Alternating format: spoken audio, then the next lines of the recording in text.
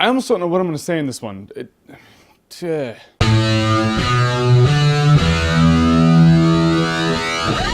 Jack and Jill went up the hill to make a shit movie. Alright, so Jack and Jill stars Adam Sandler and Adam Sandler. By that, he plays a guy version of himself and his sister, the girl version of himself. Which is funny, but not. And the girl version of himself is really loud and obnoxious, and now the girl version of himself is gonna stay with Adam Sandler for the holidays. And now we have our movie, as someone thought would be an awesome idea. Now, when I saw the trailer for this movie, I was like, that looks like the worst piece of shit of the year. Funny thing, it's actually not.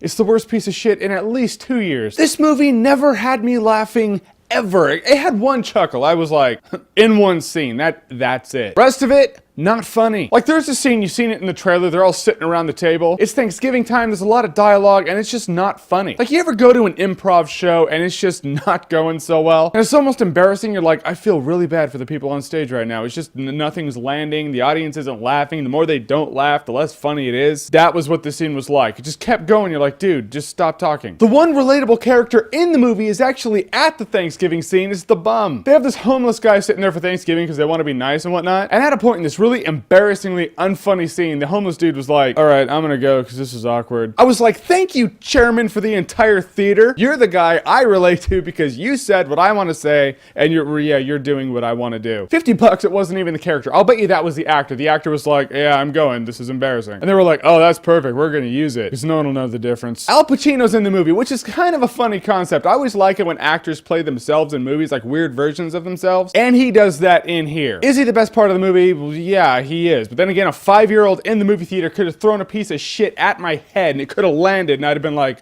well, that was the best part of sitting through that movie. So it doesn't really say much, but Al Pacino is undeniably the best part. But he's the highest high followed by the lowest low. Because after you're like, oh, that's cool, Al Pacino's in it. Then you're like, why is Al Pacino in here? I mean, it is Al Pacino. Why is he in this movie? And then it made sense. And I'm gonna give you guys this peace of mind to make it make sense for you. Al Pacino was the devil in Devil's Advocate, and Jack and Jill is hell. So the devil's in hell, and it makes sense. So now it makes sense for you. You're welcome. But why was Pacino in it? Maybe it's all a conspiracy from the studios. Maybe they're like, okay, we need to make Twilight look better than it is. How do we do that? Release the worst movie in the past 2 years, the week before Twilight. That should make it look better, right? Probably not. And apparently, among Scientology, scientifically speaking, Tom Cruise's penis kills your career. Yep, Katie Holmes is in here too. She's probably not going to be in much else. The worst part about this movie is you remember, you like Adam Sandler. Billy Madison was stupid funny, but still funny. Happy Gilmore, stupid funny, but still funny. Wedding Singer was just plain awesome. What happened to that guy? I mean, having really annoying twins in a movie is just never funny. So what are you wearing right now? Why am I talking like this? Is it weird? I think it's weird. Is it funny? I think it's really funny. Yeah, right. Everyone loves it. Everyone loves it. They're laughing right now. Is it funny? Of course it's funny. It's really funny. Not funny here, not funny there. This movie is not just dog shit. This movie is